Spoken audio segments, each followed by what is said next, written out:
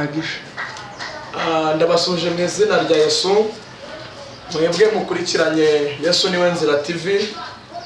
Amahoro y'Imana nabane namwe.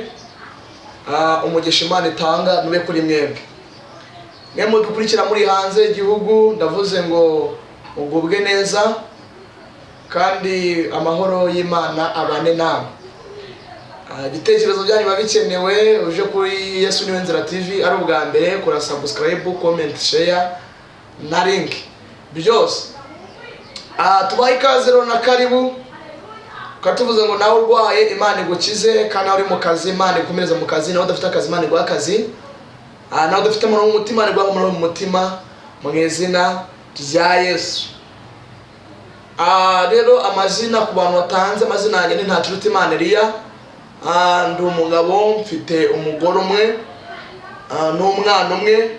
Abantu banze gukanuka banga Imana nyicira umwako, abazimu barabura. Imana ibantera mugisha mu izina rya Yesu Kristo w'i Nazareti.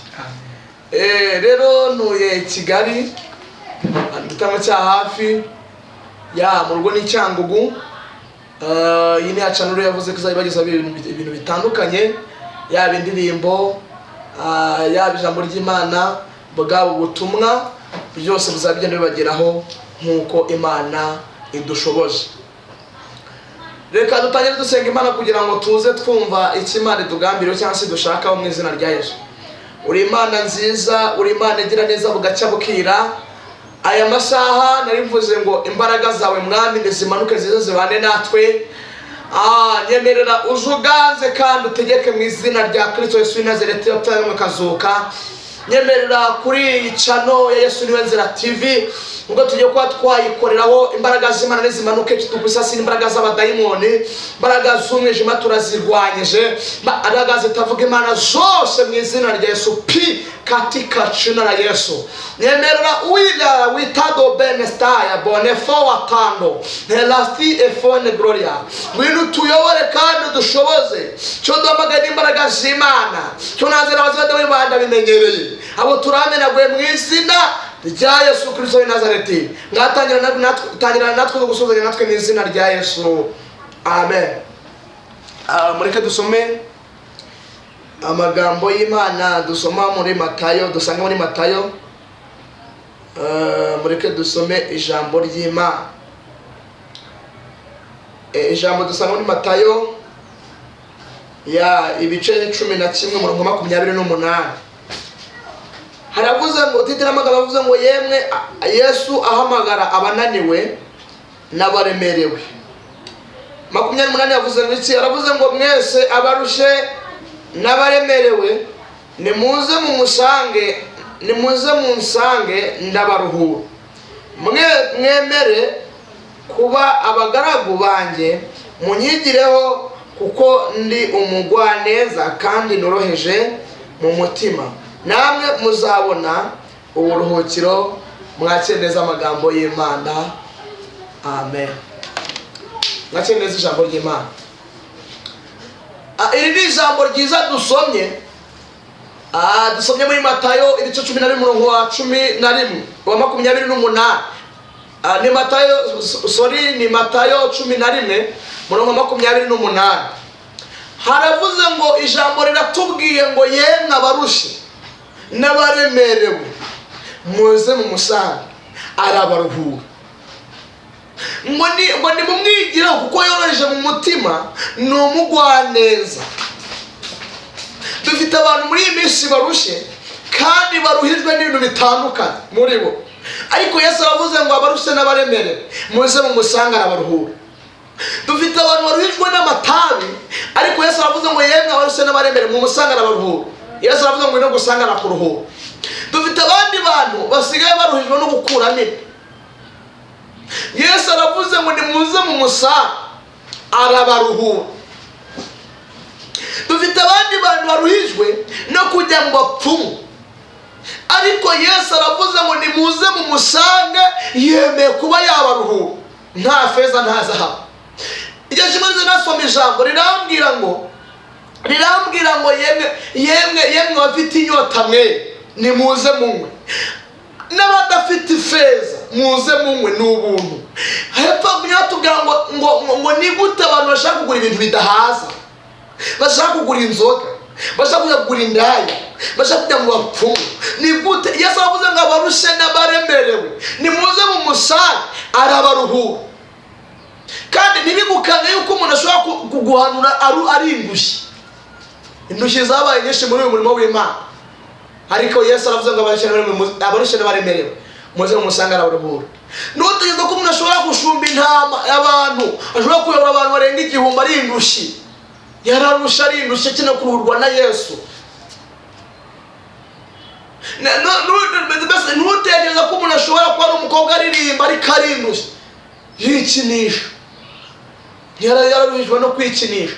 Ariko Yesu aravuze ngo abarushye n'abaremerewe muze mumusange arabaruhura.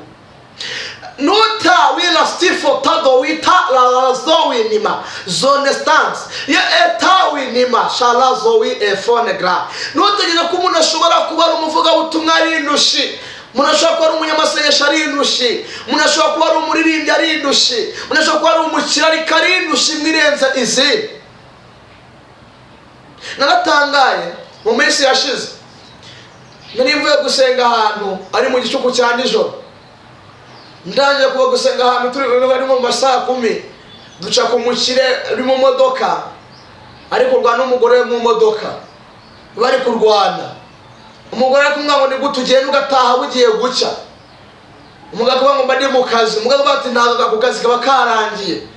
Umugore bararwanira mu modoka, ariko naje gusanga n'aho wagira ibintu udafite Yesu buryo burindushye, ntabwo ukeneye kururwana Yesu. Bararwana. Umugore atubwira ngo umugabo n'umutuma agurutse imodoka nkarajya kuna muri Nyabarongo, amaraso yanjye muzayabazwa.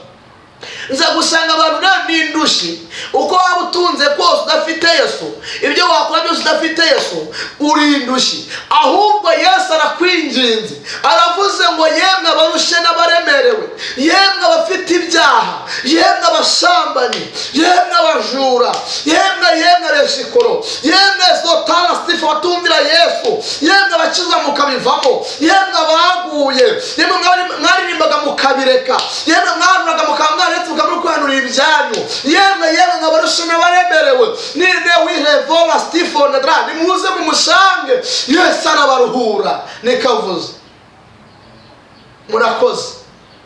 Nazo ijambo rivanga abarushye n'abaremerewe mwese muze mumusange Yesu yavuze ko ashaka kubaruhura. Kandi ngo muze mumwigireho, mugire imico nk'iya Yesu, mugende nk'uko Yesu yagendaga, mukore ibishimwa na Yesu, muvuge ibishimwa na Yesu, mwambare Yesu, mumwisasire, mumwiyorose, mumurye mw'ibiryo. Mbese ashaka ngo mugire imico nk'iya Yesu, mumwigireho, mwiyose mu mutima, mumere nk'abana bato, mbese mumere nk'impinja. Ego ubundi Yesu nagashaka kuza, reka mbabwire gusenga n'iki mukubaza gusenga, ntabwo bivuze ko wemeye Yesu kandi umwami mukiza ubugingo bwawe. Dufite n'abana baza gusenga ari intumwa za Satani. Murabe maso bantu musenga, murabe maso. Satani yoze intumwa ze mu banyamasengesho kugira ngo zize zibagushe bahomba ubugingo.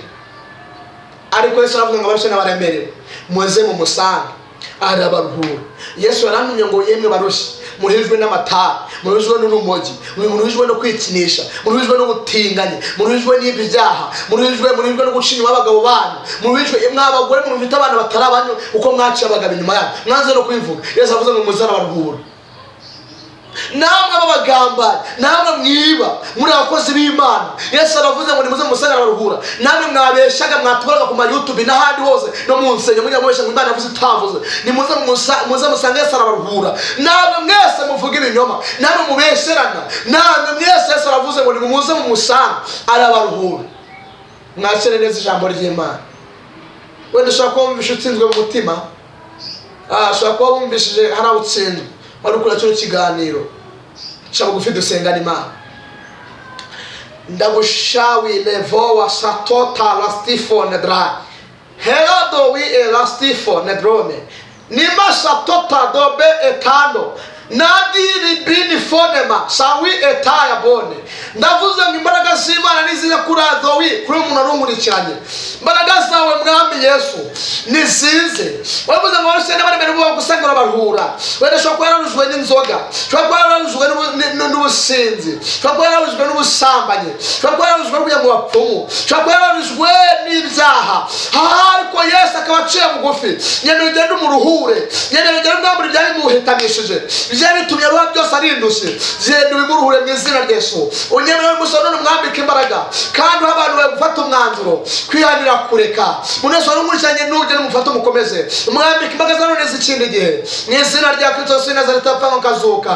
Njyambaje nizeye mu izina rya Yesu wapfuye kubikoze Yesu kandi kubyumvishije. Amen. Shalom shalom.